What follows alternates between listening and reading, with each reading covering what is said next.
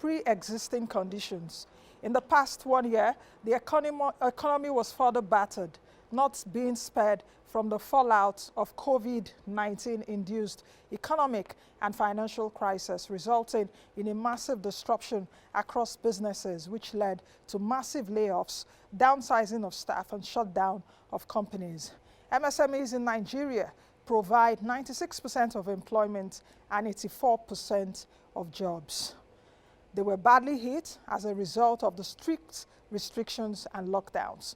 The government, through the Central Bank of Nigeria, kicked off rafts of stimulus measures in March 2020, which included a targeted credit facility for households and businesses, credit support for health projects, agriculture support loans, reduction of interest rates from 9% to 5%, extension of moratorium, among others, amid the pandemic.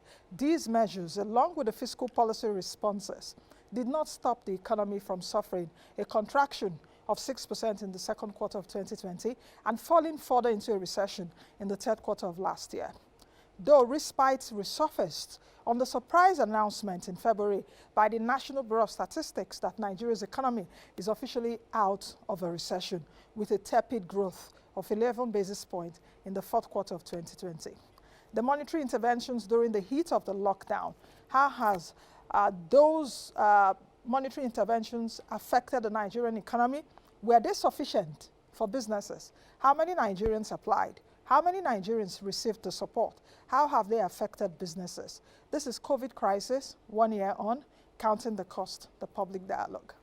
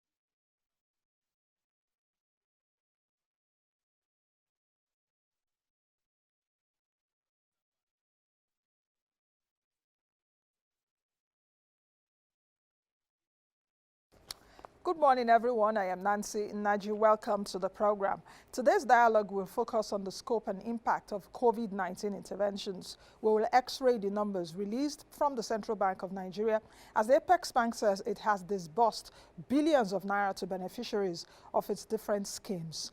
Joining me in the studio is Titi Ojo, the founder, Chief Executive Officer at Agrochains Consult Services Ltd. Thank you, Titi, for joining us. Good morning. How are you doing today? Fine. Good to have you. Yes. We'll be coming back to you in a short while because I know you've been assisting businesses at least in the last 1 year, so you have a lot of experiences to share with us. Also, today in the studio with me are my online participants to speak to me about their experience, or their experiences rather, in the past 1 year accessing these interventions. Welcome to all of you. Welcome to all of you. I can see you all again today. Hello, for those that have joined us in the last 3 days and those that are joining us. Nancy. Hello, everyone. Good to see you. Good to see you. I can see you all are smiling. Hello, Good morning, Nancy. Good morning. Good morning, How are you all? Nancy. Good to see you. Fine. Okay. That's great. Thank you all for joining us today. After the arrival of 3.92 million Oxford AstraZeneca vaccine on Tuesday, President Buhari is expected to be vaccinated on live TV on Saturday. So we're all looking forward to that, especially to the vaccine hesitants and those that are saying that COVID-19 is not real. The president will be vaccinated on Saturday. And that information came from the Minister of State for Health, Dr. Mamora. I needed to say that. Don't forget to follow us on all our social channels. On Twitter, you can find us on Twitter at Moneyline TV. You can also find me on Twitter at Nancy Ilo. On Facebook also, we are Moneyline with Nancy TV. On Facebook, I am Nancy Ilo on Facebook. On YouTube, I've always said it on the show, go to YouTube right now and find our channel, Moneyline with Nancy TV. You get great content. I hope every one of you on this call are following our social media channels. If you're not doing so now, can you pick your phone and do so now? On all our social channels, Facebook, YouTube, Twitter, and all the social channels. There are many right now, we can't count. So at this juncture, let's launch a vox pop that got the pulse of Nigerians on the street regarding the monetary COVID-19 interventions. This is what we got. I'm a businesswoman. Nothing like that. Nothing like trial fund. I've not received anyone. I've not seen anyone. I've tried, even online, I've tried, but no way. Sometimes you go to news, you hear them, they say they have they disbursed some amount of money and all that. I keep on asking them, who are the people receiving this money? Customers are complaining, we're selling it, we are complaining.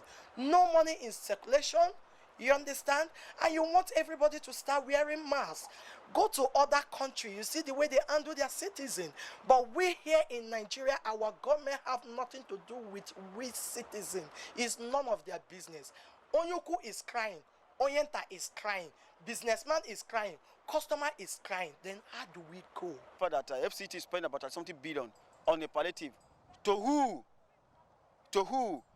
The SGF who is it? See, Nigeria, we're never ready. We're never ready to transform this country.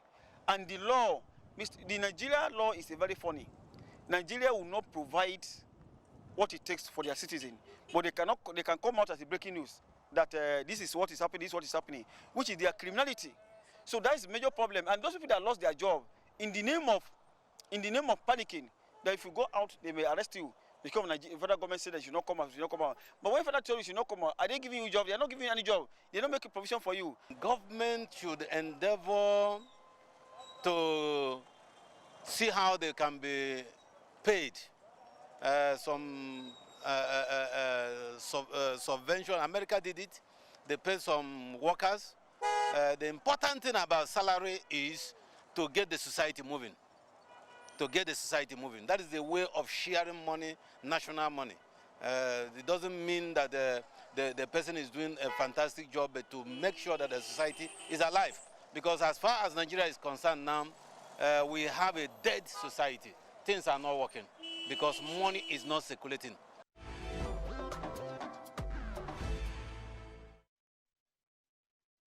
All right, welcome back to the program.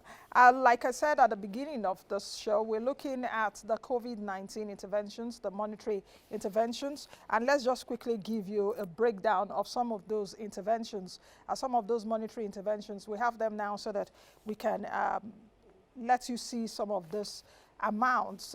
When we're able to break down this into numbers, you will have an idea of what we're talking about. Now, going over to the CBN COVID-19 interventions, the Central Bank of Nigeria said that it has disbursed a total of 2 trillion naira as at January 2021. At that, the governor of the central bank said at the January MPC meeting, 554.63 billion naira has been disbursed to about 2.8 million beneficiaries under the Anchor Borrowers program since inception, while about 61.02 billion naira has been allocated to 359,370 dry season farmers. Now, talking about the TCF, which I mentioned before, TCF is the Targeted Credit Facility. The Central Bank of Nigeria said it has disbursed 192.64 billion naira to 426,016 beneficiaries. 106.9 billion naira has been distributed under the SMEs program. We'll be talking about that in a bit. 72 billion naira has been disbursed for 73 projects comprising 26 pharmaceutical projects, 47 hospitals and healthcare services projects. 3.12 billion naira has been disbursed through the Creative Industry Financing Initiative to 320 beneficiaries. Of course, for the SciFi, we call it the SciFi, that is a Creative Industry Financing Initiative. That is for those in fashion that want to their businesses are around films. I mentioned fashion and all of. Okay, the creatives. Let me put it that way. 3.12 billion naira has been disbursed for that, while 268 million naira has been disbursed to 395 beneficiaries through the Nigeria Youth Investment Fund. The Central Bank of Nigeria, too, in the past 1 year, has extended moratorium and also reduced interest rates from 9% to 5% on these loans.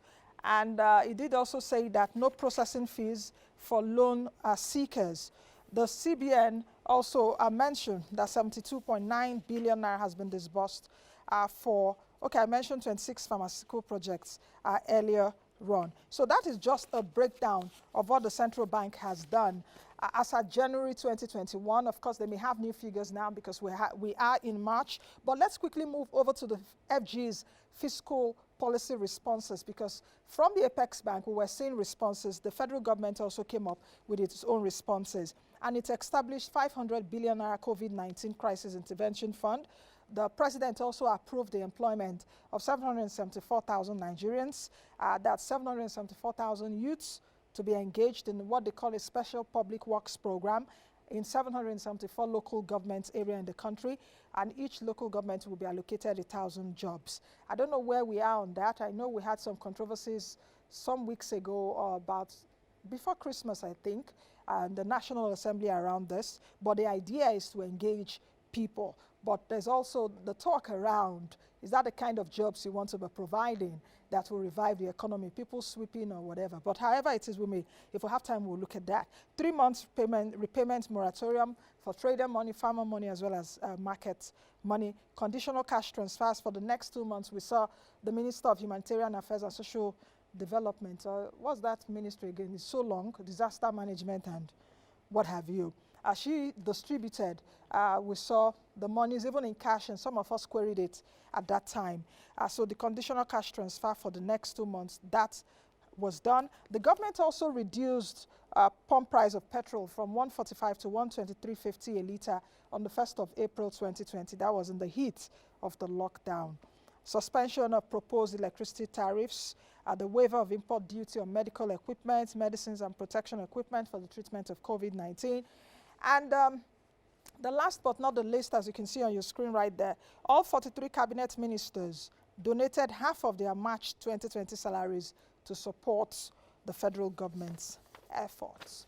So that's a bit of the fiscal responses that we've seen in the past 1 year. So we'll be analyzing that in a short while. But I talked about the monetary interventions that we saw earlier from the central bank. And let's quickly take this clip from the central bank governor, where he mentioned some of it at the January MPC meeting. Take a listen. I said earlier, for instance, on our targeted household facilities, we have already disbursed 192 billion to 426,016 beneficiaries out of the 300 billion naira that is earmarked. So that means there is still room, and we are willing to do more of this. The SMEs facility, so far we have disbursed 106.96 billion to 27,946 beneficiaries, and we are willing to do more. Of course, under Anchor program, we have cumulatively disbursed about 500 billion. But even then, we have close to almost 3 million smallholder farmers that have benefited from our various initiatives under the Anchor program, where we have cultivated nothing less than 21 agricultural crops in the country, providing seeds, providing fertilizer, providing other inputs that is needed to improve the yield of agricultural output in Nigeria so that prices can be low. We have also done healthcare. So far, 72 billion has been disbursed to 73 projects, and we're willing to do more. Our initial target, I would say, is 100 billion.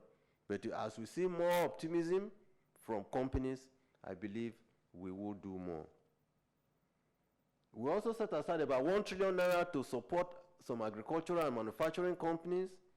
So far, just only 457 billion has been drawn.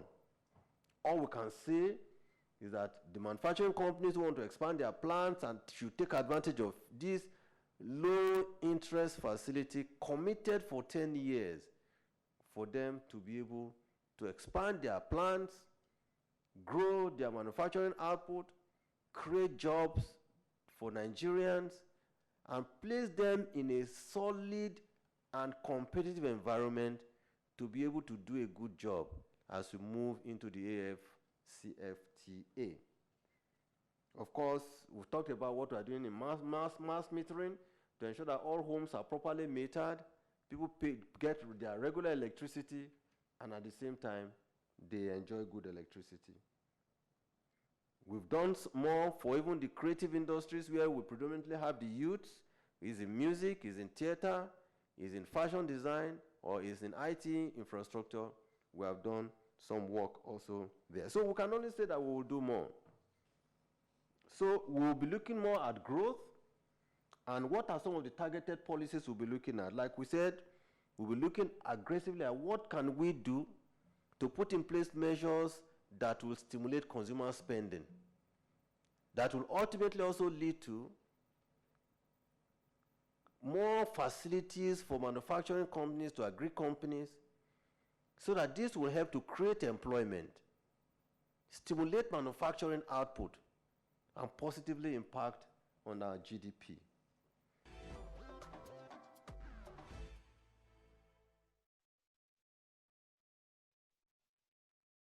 All right, welcome back. That was Godwin Emefiele, the central bank governor, talking sometime in January about what the Monetary Authority has done in terms of COVID-19 interventions. Still with me in the studio is the founder and the chief executive officer at Agrochains Consult Services Ltd, Titi Ojo. She is also the founder of the Idea Factory. You need to have a lot of ideas now. Work those ideas to action. Yes. To succeed. Welcome, Titi. Good morning, Nancy, once again. Morning. How are you doing today? Fine. It's a pleasure.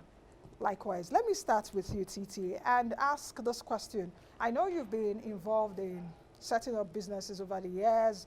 You've been involved, at least in the past 12 months, right, guiding people, small businesses especially, around how to access these loans and all of that. Speak to me about your experiences in the past 12 months. And have you also seen people that have access or that had access to these loans? Okay, so I'm going to talk about, I'll use a client of mine as an example here. So, of course, trying to package this client to access one of the loans, yeah. And good enough. It was exciting that, of course, moratorium has been increased. Oh, interest rate reduced. Such a nice gesture from the government. And then we started this, putting it together, getting your documents, following, applying online and all of that. And we got to a stage where we got stuck.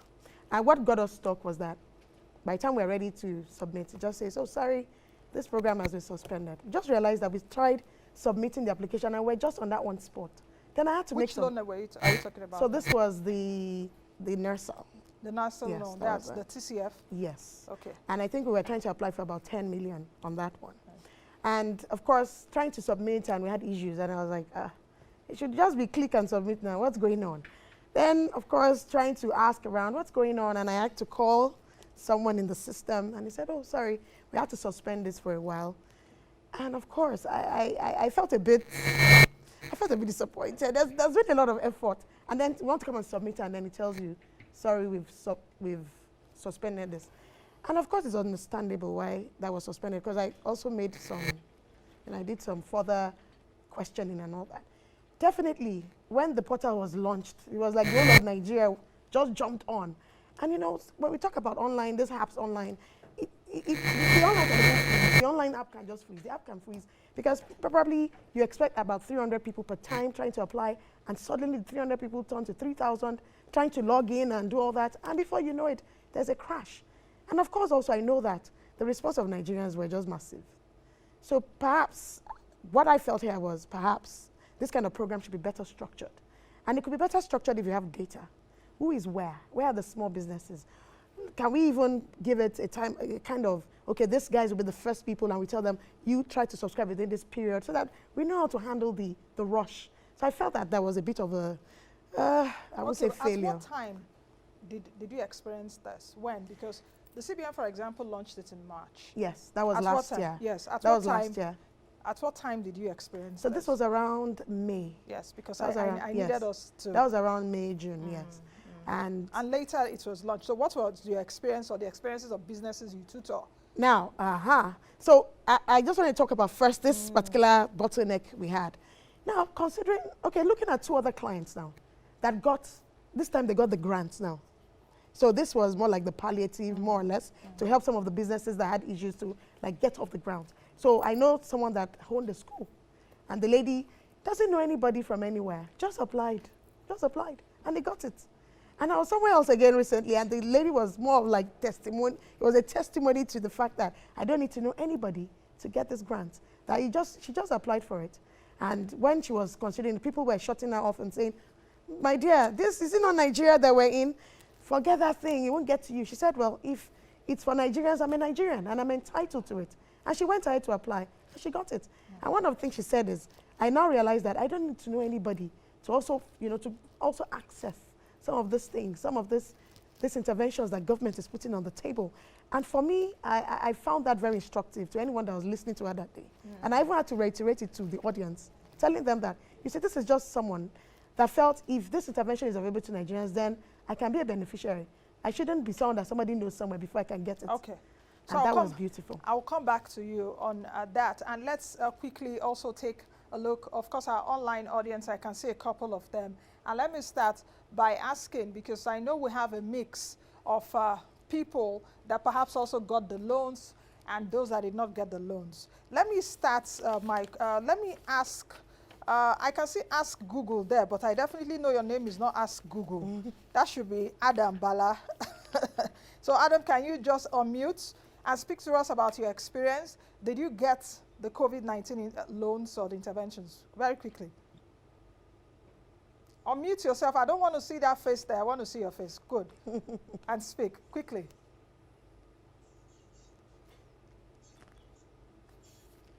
Can you go ahead and speak with us, please?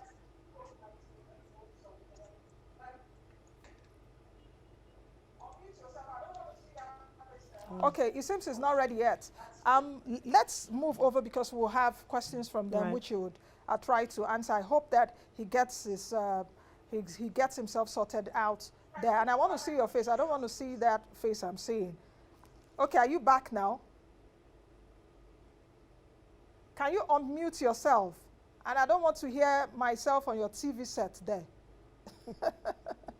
All right, let's quickly move over to, if Chioma is on the call, I think Chioma has a question. Chioma Gregory, she's the Chief Executive Officer of the Greg's Food. Chioma, can you unmute yourself and I'll quickly ask your question. Hello, Nancy. Yes, hi. Hi. So I, for one, I didn't apply for any of the loans. I'm like one of those Nigerians that don't trust the government. Okay, so you did not apply. Because I you didn't believe that you would get it. Yes, because I felt there was no proper structure for disbursing the loans, and I also felt that there was no database to use to track the monies that have been disbursed to ensure that it gets to the proper use. So my question is, what is government doing to ensure that these monies that have been disbursed actually fulfills why it was created in the first place? That is to create jobs, to create employment, which will definitely reflect in the society. Okay, okay. I think we've gotten your message. Titi. Okay. Oh, Titi can hear. You can hear the question. Okay, we'll take a break. And when we come back, Titi will try as much as possible to answer some of the questions we're getting here. But of course, the questions around monitoring and evaluation, and the question of how many people have gotten some of these interventions. Let's quickly take a break. We'll be right back.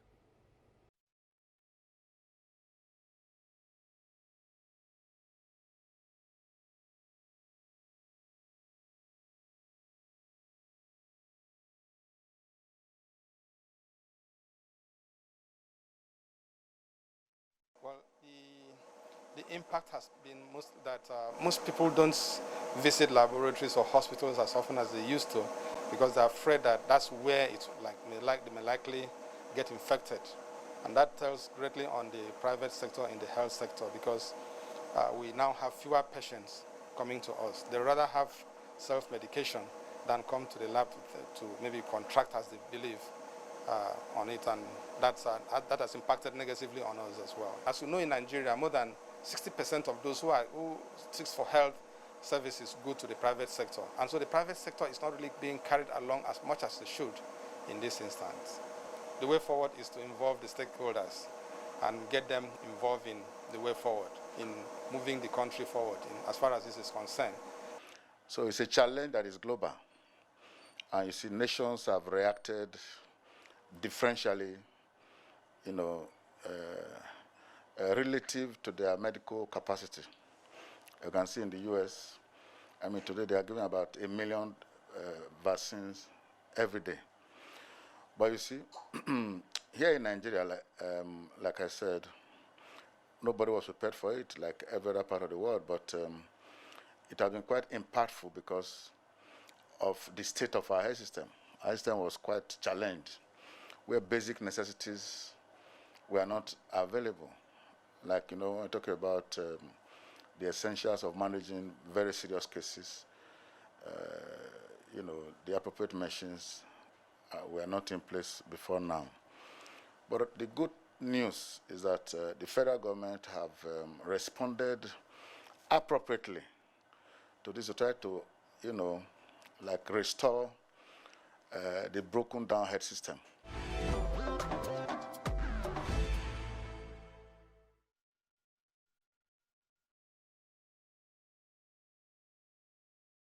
All right, welcome back. Titi Ojo is still with me here. Titi, just before we went on that break, the question around monitoring and evaluation. And before you answer that, I would like us to take a look at the issue of people getting these loans.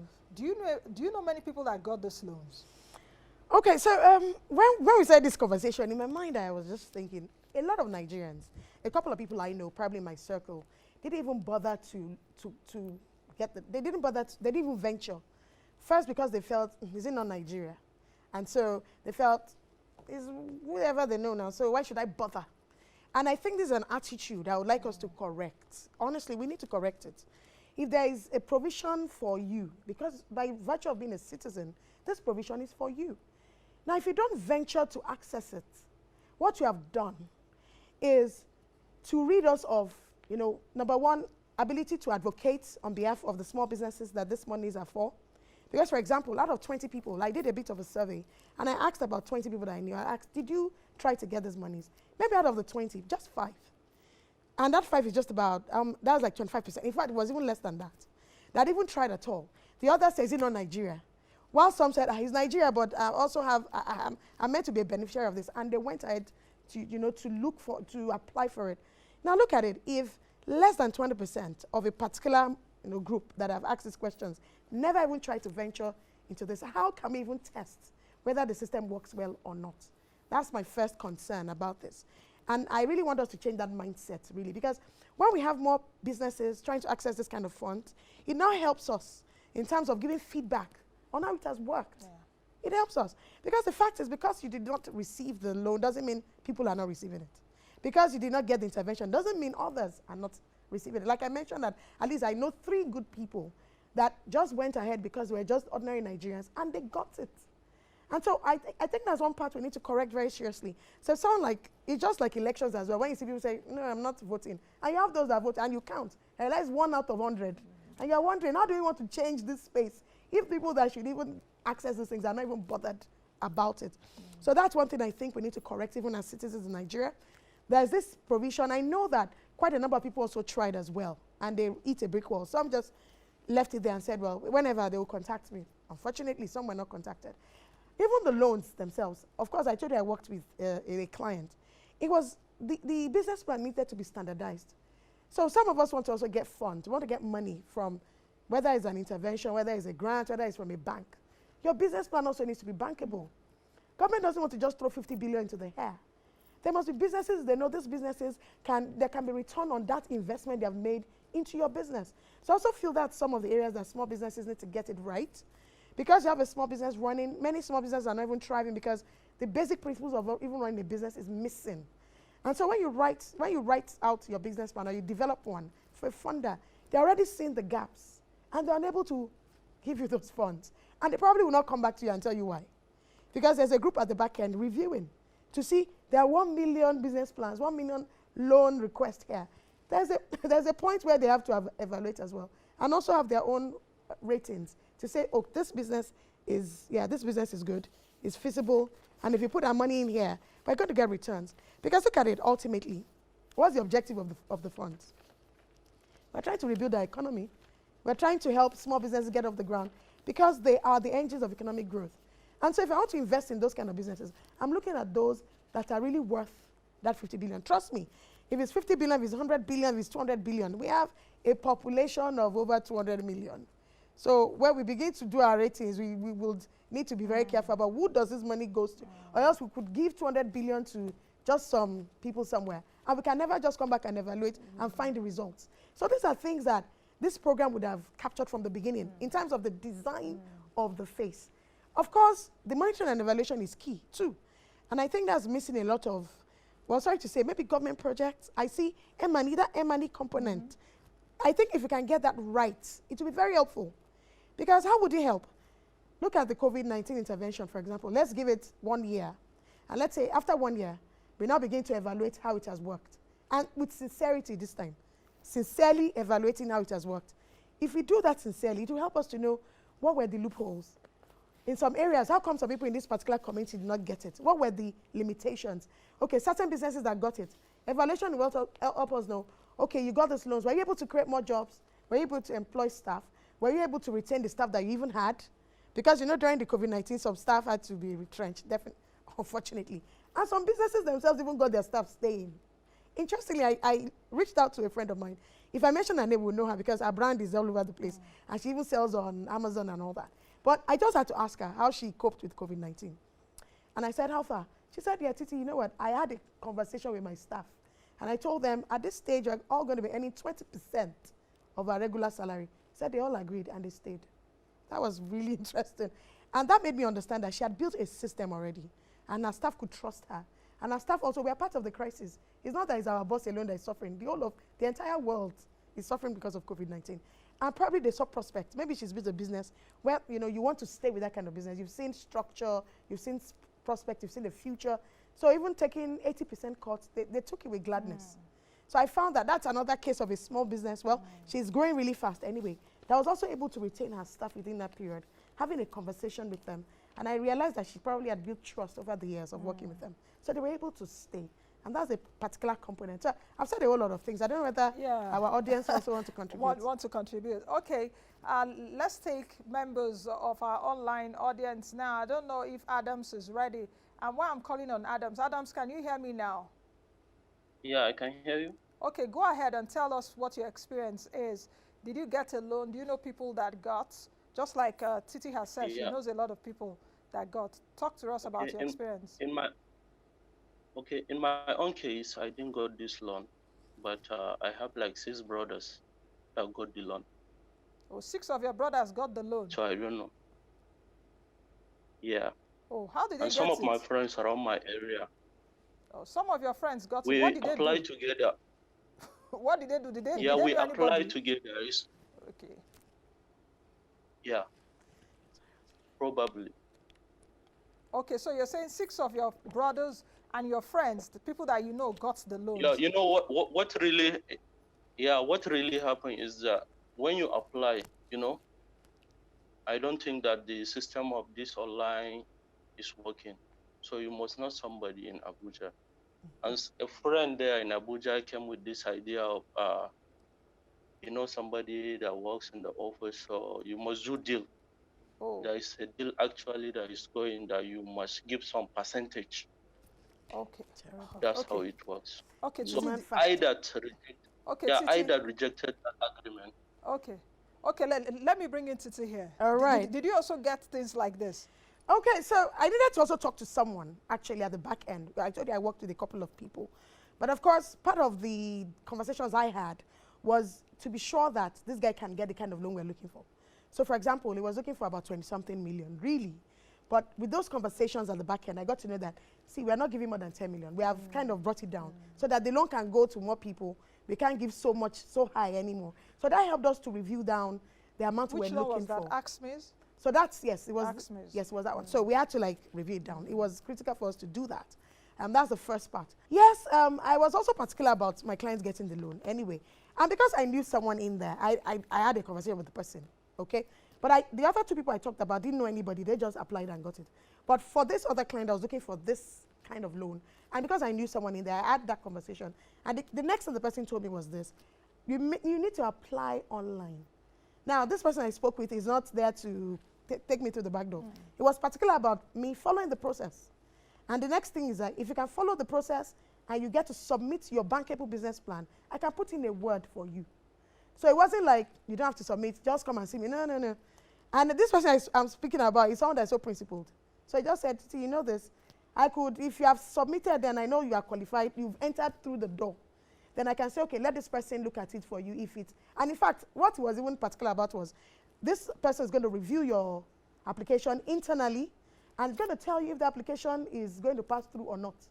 So for me, it wasn't holding hands and singing Kumbaya, actually. Okay, okay, and let's take a look at this, because I also did my own findings. Right. I knew a couple of people that got the loans, even without knowing people. Right. I know a couple of people, and that's one. Number two, I also know a lot of people that also got the loans, but did not want to come forward to say. Because, yes. Do you understand why perhaps they don't want their family members to know that they've gotten extra millions of cash in their account, so that they don't come demanding and all of that. So you see a lot of Nigerians coming forward perhaps with the negative news. Oh, I didn't get the loans. Oh, government is not good and all of that. I'm not a spokesperson for the government, you know. But I'm saying that when it comes to the facts, let's say, say because the facts matter. So there are a lot of people that also got the loans, but that don't even want to come forward. Yes. I know if I take a poll right now here, how many of you did not get the loans? Raise up your hands. Okay, a couple of people. But I also know people that got the loans. I said, Nancy, I don't want to talk. They were mute. They were mute. So why do you say, why you, and I was like, why can't you come forward and say, I said, no. But if people hear your experiences too, they will be able to share and say, okay, perhaps some things are working. Let me just say something here. Sometimes there's this pressure, and we need to just help ourselves as a country, as the people. I know someone, he's a young guy, that was looking for this loan forever with Bank of Industry, and eventually got it.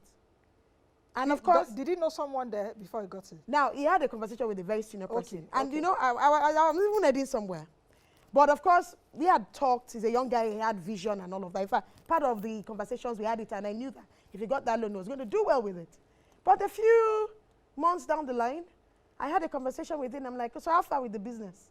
In fact, he even came to meet me. I gave him some money. I said, okay, I'll first patronize his washing, dry cleaning. So I paid them some money. I said, okay, I'll give you this amount. So he tried to source that from clients. And do you know, a few months down the line, I asked him how far with the business. The business was non-existent. I was like, what's the problem? And it was, do you know, he spent, I'm sure he spent like 1 year or two pursuing that loan before he got it. Now, the next thing he said was he had to help his brother in school. It was all used for family issues. You know what? That's what I also want us to get out of the way, because when it comes to loans, and I want to ask those of you also here, is it a matter of just asking for loans or interventions? How prepared are your businesses? Because even when you're talking of the other clients, those businesses are prepared. Right. You know, you don't just come and say with mouth, I need loans. You've got to be prepared. How have you seen businesses with that preparedness, in terms of business plans you talked about, even common record keeping? So how do you now get it? What do you have to share about that? Wow. So I'll start from saying loans, of course, government, the businesses, the banks that give you, it's a business of lending, okay? Lending is a business. So nobody wants to put money in a place where the money will not come back. That money needs to come back. And probably we have to come back with the interest. So first understand that part, that nobody has loans to just dash. Loan is not a dash. It's not a dash. Even grant, if you ask me, is not a dash. Anybody that wants to give you a grant wants to be sure that there will be return on that investment. And I see a lot of our small businesses still need to sit down and understand how to run their businesses properly. My dear, see, record keeping is even a major problem for a lot of small businesses. And that's why when they are to put up their business plans, the bankability of that business is just a challenge for them, because they don't have records. projecting their bankability, capturing properly, saying these are the records, this is what the records of businesses have done in the last 1 year, 2 years that show how they've made profit, how they've built their clientele. Those records are not there. And these are some of the gaps that I've seen in small businesses. So it takes determination, honestly. And it takes a businessman or a businesswoman saying, my business must succeed and my business must be sustainable. And what do I need to keep it sustainable? Because we're not talking about businesses that start today and 6 months you come back and they are no more. We don't want to start businesses that 1 year down the line, the shop is closed and we're asking what happened. And it's either 1 or 2 or 3 things that this business owner had not put into the structure of his business from the beginning. If you want to build a standard, you build it from when you even start having that business in the cocoon, in your idea, you know, where you're just like talk about in the idea factory. When you're bringing the idea together and you're doing a business plan, you're also looking at how do I manage my finances? How do I keep my records? How do I get my customers? What do I do? You know, you do your risk assessments. These are critical things. A lot of businesses don't even look at that risk. So how many of our small businesses or micro businesses do this? Because we have 41.5 million micro businesses in Nigeria. That's a lot. Okay, quite a whole lot of questions, but with what I'm saying right here, the questions are around curbing the activities of middlemen in assessing the interventions, monitoring and evaluation of some of these loans, and monitoring mechanism, and what processes are in place to get these loans. That's the questions from Susan, the question from Victoria Roland, the questions from Briodun, the questions from Adama, who is a lawyer, the question from Aquare SCN, how has the Nigerian government injected COVID-19 intervention program? So it's about monitoring and evaluation. It's about curbing middlemen activity, which we've been talking about earlier. What stronger mechanisms do you think their government can put in place? Because a lot of Nigerians are skeptical that some of these interventions don't get to the main people that need it. That's one. Then number two, there are also some people that have gotten these interventions and have gone into thin air. Yes. Some have not used the monies properly. Definitely. I think I also got a comment from the online audience, whether my team would help me with that, that someone knows someone that got a loan, and when the person got the loan without knowing anybody, the person took the loan and traveled out of the country, perhaps after the lockdowns. It's unfortunate. Actually, it's unfortunate. And each time I talk about leadership, I talk about it as it starts with us. Every one of us is a leader. Every one of us has to have, we all have a role to play in changing the narrative in our country. If as citizens we're even fraudulent with these kind of programs, then what are we talking about? We're the same people, aren't we? I keep saying that the leaders come from amongst us. So if you're someone that will take government money, intervention that is meant to rebuild the economy, and all you do with it is to travel and relocate to Canada, oh my God. So, and you want to occupy a leadership position in this country someday. Now, what you just said, and I needed also to bring this fact to bear. Nigerians should also know now that if you get a loan, your name has entered the credit bureau. So I want you to talk about that. So if you are owing a loan and you think you can escape, one day to come to hurt you. Titi, talk about that. Thanks for raising that. And this is a warning to everybody that takes a loan and doesn't service it and takes, travels to Canada or anywhere, or even to Antarctica, wherever you run to and you don't want to service your loans. Nigeria, we have credit bureaus in Nigeria. I think there are 3 very active ones. At least I know one that is very active and I relate with them every now and then. The moment you take a loan, your name is in, there's a record that's opened for you. And your history, there's something we call credit history. The credit history is used in developed countries. In fact, in developed countries, if you have a good credit history, you can have access, they'll give you straight off. So Nigeria is also putting that structure, whether you like it or not. So there are things we say is not working. Credit bureaus are working, trust me, and I know they are. And once they have your record, you refuse to pay a loan back. That means a loan delinquency is that. Or even your repayment. You are meant to repay in 2 years. You ended up, after they came to almost seize something from your house, you end up paying in 4 years. Your record is also there. That means your credit history is not good. Because you paid back, yes, but you delayed. Instead of you to pay every month, you were paying every 6 months, and then you elongated 5 times the period. That record is there, and it will come to haunt you. The fact is, and these credit bureaus are linked to everyone that's giving you money. The banks, there's a record. If I interestingly, there was a program I organized 2018 or 2017, where we brought the lady at one of the credit bureaus. And when she said this thing, people did not believe her. People didn't believe her. So one banker in the room now said, you guys didn't take this woman seriously. Let me corroborate what she just told you. That if you take any loan from anywhere, you have a record. that he even set up that system in his own office. He wanted to apply for a loan. And then somehow, he just got a response to say that he was not owing or something. And he checked and noticed that his record was somewhere. Because he was internal inside the bank. He was like, wow, this thing is real. And I will tell you this, that I've shared this before on one of your shows, about someone that worked in a bank as a copper, left, she took a loan, she did not pay it back, she felt maybe it's a piece of the national cake. 4 years later, thereabout, she was to get a job somewhere. And she was qualified for that job. The last check, because this was an international organization, the last check was her credibility, her credit history. And they realized she was owing that bank. The money was probably less than 500,000, honestly. It was not something too big. But she did not, that was the end of that whole discussion with her. And they told her that she was owing a bank she had worked with some years ago. And because of that, her integrity is at stake. So that was an integrity check. She lost the job. So it was like dashed hopes. And then the thing that wanted her was something she felt she had left behind. Okay. So please, if you take loans, be serious. Think about it first. Do I need this loan? That's where you should start from. And when I have it, have a plan for your loan. How you're going to expend it, what benefit that will come to your organization, how you're going to pay back. There are critical things you have to think through very well before you venture into it. All right, just the next few minutes, who has a question? Who is raising his or her hand so that we can... okay, I'm seeing a few people raise their hands. Kende, after Kende speaks, Adewale Deborah would speak. Then I'll take... no man on this platform. Okay, I spoke to Adams earlier.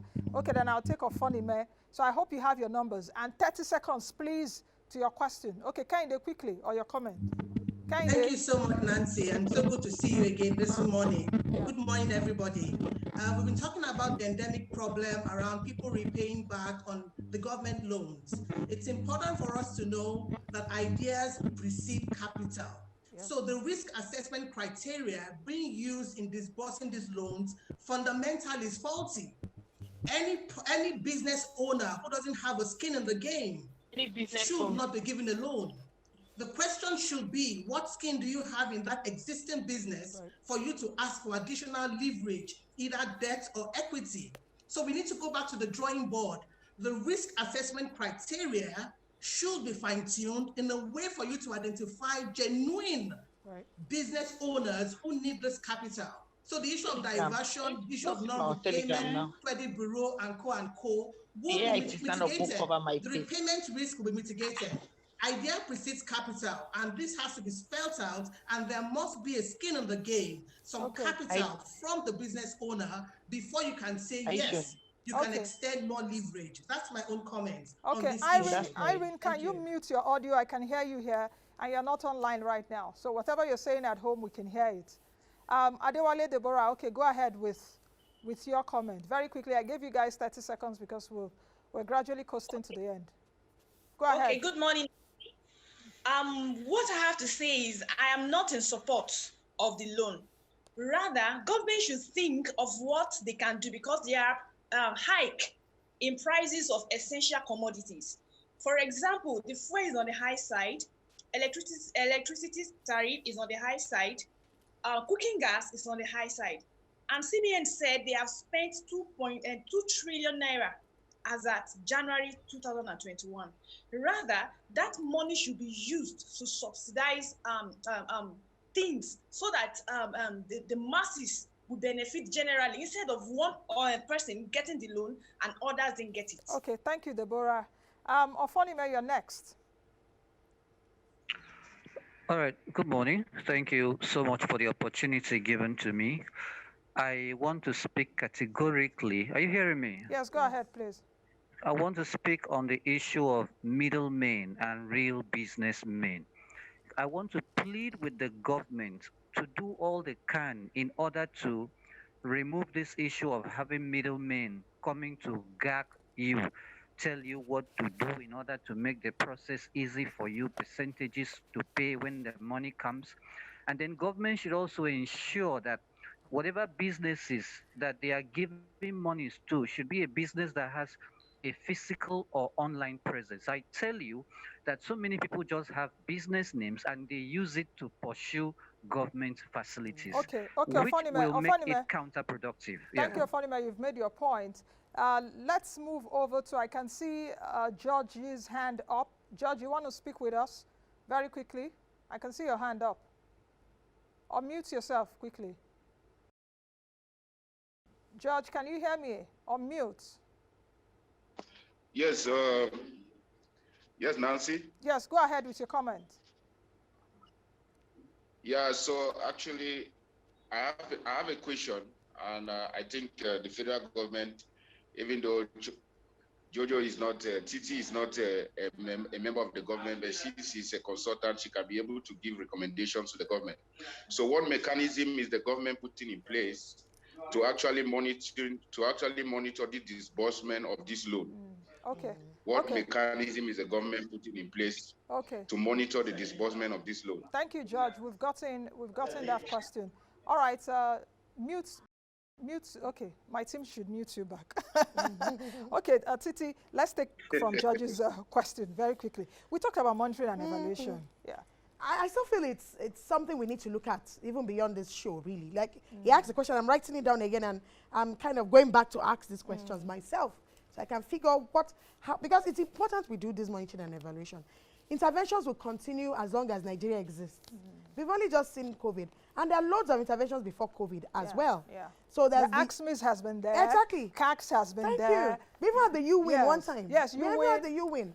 And Empower too, somehow. Yes. Thank you. Empower. So we need, and in fact, when the evaluation, you evaluate and you can print reports, it should be in public domain that people can be able to say, okay, this is what worked. Because there are times, M&Es actually to help us also look at what didn't work.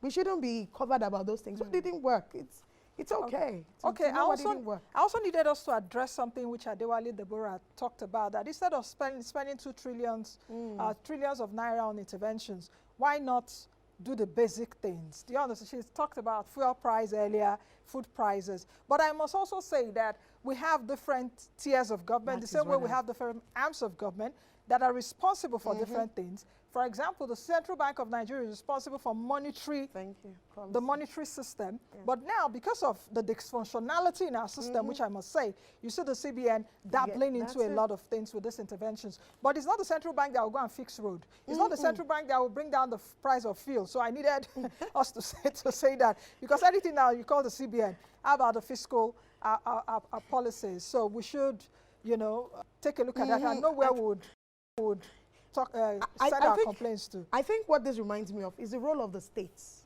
It's the role of the states. Okay. We need to know the role of the states in this. We need to roll, most of the time, I think that will be another show. All the time. I think that will be another show. We can look at states' interventions because some of them also brought out interventions for their SMEs. All right, thank you very much, TC, for being on the show today and for, bringing your own perspectives. I hope that our online audience did learn something. If you learned something today, can you raise your hand up? Okay, you learned something today at least. I can see, yes, I can see almost all of you saying that you learned something. So, yes, so for the fact that you learned something, I think my work is done today, and I'm fulfilled a bit that you learned something. So thank you, Titi, for joining us. Thank you all also for joining today. Please join us again tomorrow, definitely, for another edition. What are we looking at tomorrow? COVID impact on the food systems. And that's where perhaps we may address what Adewale Deborah talked about, and manufacturing. So don't forget to join us again tomorrow, same time. I am Nancy Naji. Be the best you can be, be the change you want to see. Don't forget to wear your mask. Even though we had close to 4 million vaccines arrive the country on Tuesday, I will see you all tomorrow. Bye now.